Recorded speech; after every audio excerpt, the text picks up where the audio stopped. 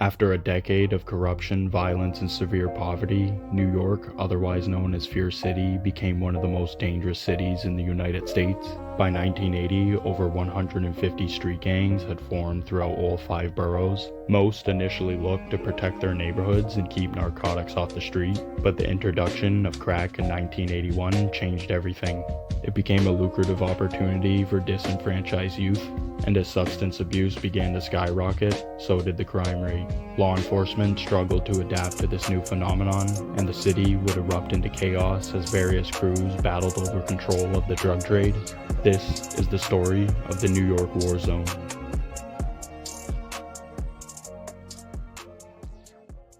The 1980s would be plagued by an unprecedented level of violence.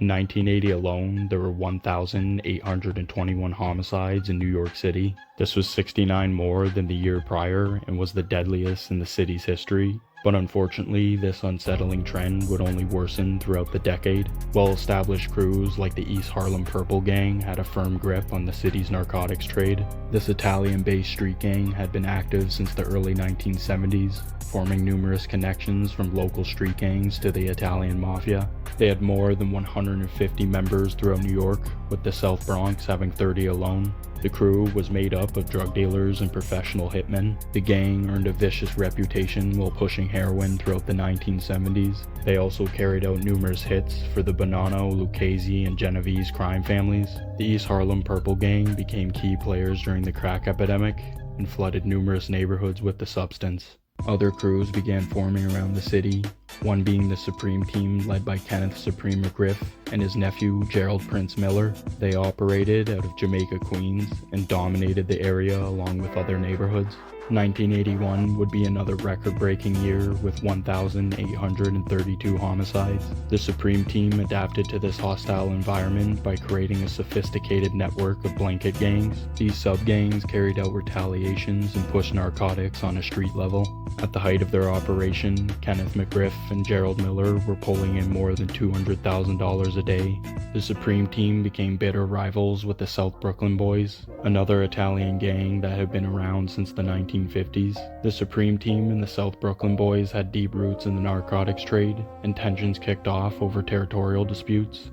While both gangs battled for control of new turf lines, other independent kingpins began popping up in New York. Albert Martinez, otherwise known as Alpo, had been hustling in the streets of Harlem since the age of 13. After building up his name in the street, he formed a strong alliance with Harlem kingpin A.Z. Faison. But by 1984, the crack epidemic had become an apparent issue to law enforcement. The situation had become out of control and was no longer isolated to low-income neighborhoods. To evade law enforcement, Albert Martinez looked to expand his operation to other cities. In 1985, he formed a criminal network from Washington, D.C. to New York, making millions in the process. Remaining independent helped Martinez remain low-key as he couldn't be linked to any criminal enterprise. This helped him operate with impunity throughout the rest of the decade. The NYPD began to investigate the Supreme Team. Gerald Miller was arrested on drug charges, and by 1987, the police had carried out raids on numerous other Supreme Team members. Kenneth McGriff was arrested on racketeering charges, and in 1989 was sentenced to 12 years in prison. Now that he was directly linked to the Supreme Team, Kenneth McGriff ordered for the gang to shut down operations. But Gerald Miller was released in 1989.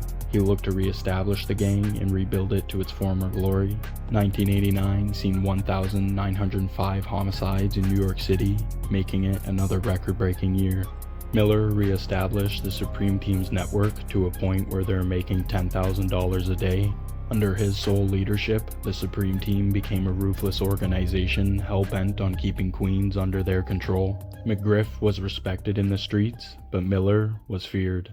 Miller ordered numerous hits during his short time on the street. The NYPD began rebuilding a case against the Supreme Team, and in 1992 arrested Gerald Miller and sentenced him to 32 years in prison. The Supreme Team still carried out business in his absence, but the gang culture in Queens had begun to shift. In 1993, the United Blood Nation was formed in Rikers Island. Incarcerated gang members brought multiple gangs together under the Blood moniker. Once these new members hit the street, the United Blood Nation's numbers swelled to an estimated 10,000 strong.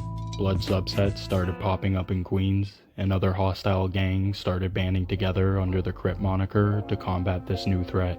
These two ideologies dominated New York's underworld in the 1990s, as most crews didn't have members in the thousands and were forced to choose sides. The Supreme Team would become allied to the Crips, which helped them maintain control in Jamaica, Queens. Around this same time, the East Harlem Purple Gang officially became part of the Genovese family's 116th Street Crew. This was a similar trend with other Italian-based street gangs, as the Mafia looked to regain their numbers after dozens were arrested in the 1985 Mafia Commission trial. Harlem Kingpin Albert Martinez formed a friendship with Wayne Perry. Perry was an infamous hitman from Washington, D.C. He went on to act as an enforcer for Martinez, where he carried out numerous hits and retaliations. It's believed that Wayne Perry took the lives of more than 100 people during his vicious career on the street. But their reign of terror came to an end in 1991 when Albert Martinez was arrested in Washington, D.C. He was facing a death sentence for his involvement in 14 different hits. Martinez didn't hesitate to cut a deal with the government and flipped on his enforcer, Wayne Perry. Wayne Perry was given 5 consecutive life sentences, while Martinez was given 35 years. Martinez was released from prison in 2015, but in 2021 lost his life in a shooting which took place in Harlem.